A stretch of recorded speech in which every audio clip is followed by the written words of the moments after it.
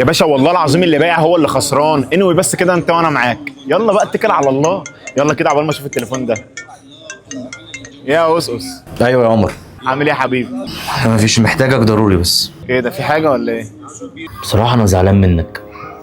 احنا بعدنا عن بعض بقالنا فتره ومش عارف ليه. ايه ده، ليه بتقول كده؟ يمكن عشان انا كمان بعدت مثلا، بس حاسس ان دوت مش مبرر حتى.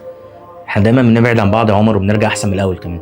يعني حتى ما فيش حاجه متخانقين عليها او متنشنين او اي حاجه يعني. هو ايه اللي حصل؟ الدنيا يا صاحبي، الدنيا ممكن تسحل الواحد لدرجة ان هو ممكن يكون ناسي نفسه اساسا. بس على فكرة زي ما انت بتقول ده مش مبرر. بس انا كنت محتاجك جنبي. انا كنت فاهم ان انت هتفهم دوت لوحدك. انا كنت عايز اقول لك دوت باي شكل من الاشكال بس ما عرفتش. هو اللي انا شايفه انك انت مش محتاج لحد ومعتمد دايما على نفسك، وعلى فكرة دي حاجة في حد ذاتها مفرحاني. حتى لو معتمد على نفسي عمر، احنا اخوات.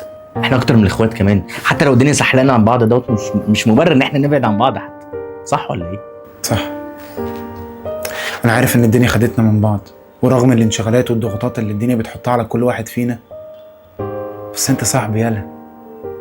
انت حاجة حلوة من الحاجات القليلة اللي في حياتي. هيملى بقى.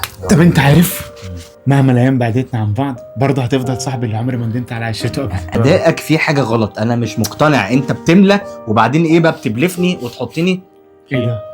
اعمل نفسك متفاجئ. هي امك عامله انت اصلا وشك نور من شويه اول ما شميت الريحه. هتعمل نفسك انت عامل قاعد ملوخية. وش ملوخيه بتاعت طب ناكل بقى. ام اسامه، ام اسامه ناكل بقى. فك عن الملوخيه عشان ده بني ادم رخم. انت بقيت بخيل كده يا عم. بخيل. ايوه بقيت انا اللي بخيل. بخيل. مش عارف في فين مالك يا الحاجات عم؟ الحلوه بتخش عليا كل فتره بيها؟ هنجيب حاجات حلوه دلوقتي.